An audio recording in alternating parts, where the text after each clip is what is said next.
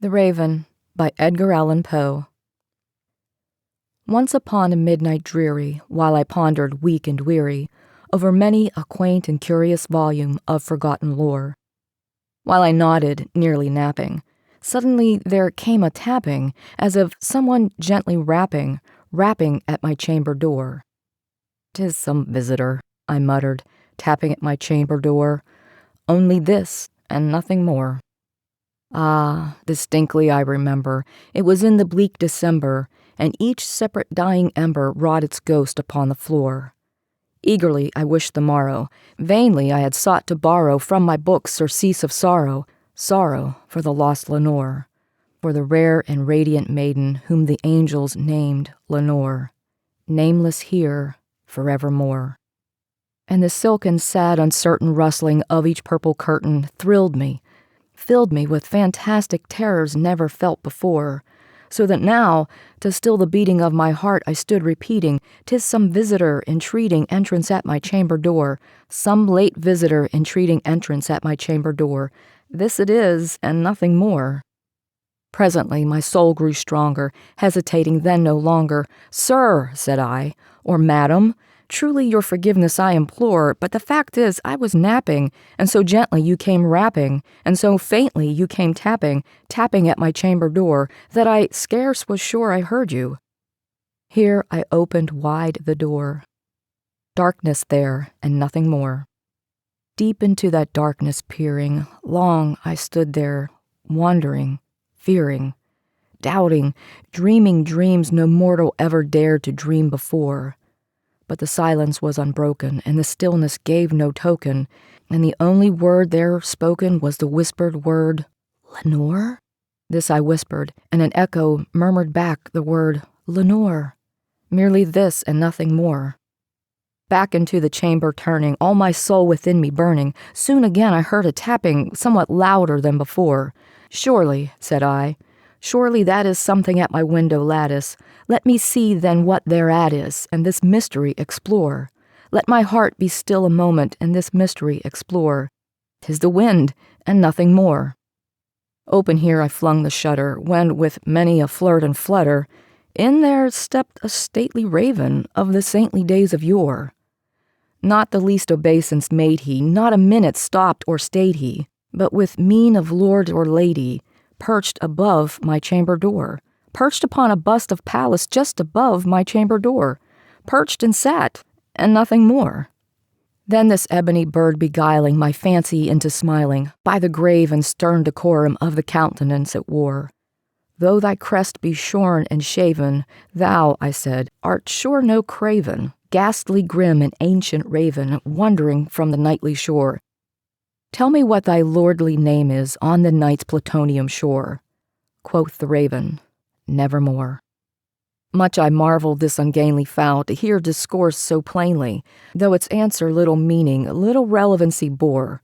For we cannot help agreeing that no living human being ever yet was blessed with seeing bird above his chamber door, bird or beast upon the sculptured bust above his chamber door, with such a name as Nevermore. But the raven, sitting lonely on the placid bust, spoke only that one word, as if his soul in that one word he did outpour. Nothing further than he uttered, not a feather than he fluttered, till I scarcely more than muttered, "Other friends have flown before. On the morrow he will leave me, as my hopes have flown before." Then the bird said, "Nevermore."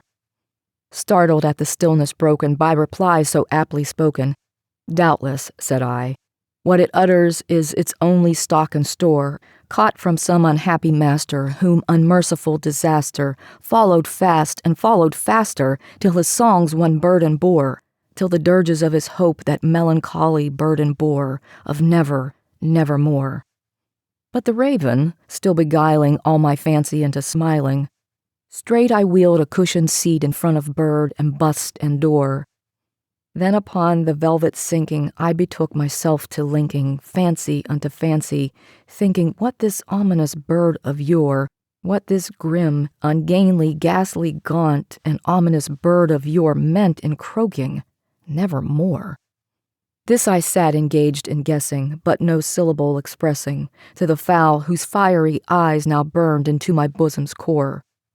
This and more I sat divining, with my head at ease reclining on the cushion's velvet lining that the lamplight gloated o'er, but whose velvet violet lining with the lamplight gloating o'er. She shall press, nevermore.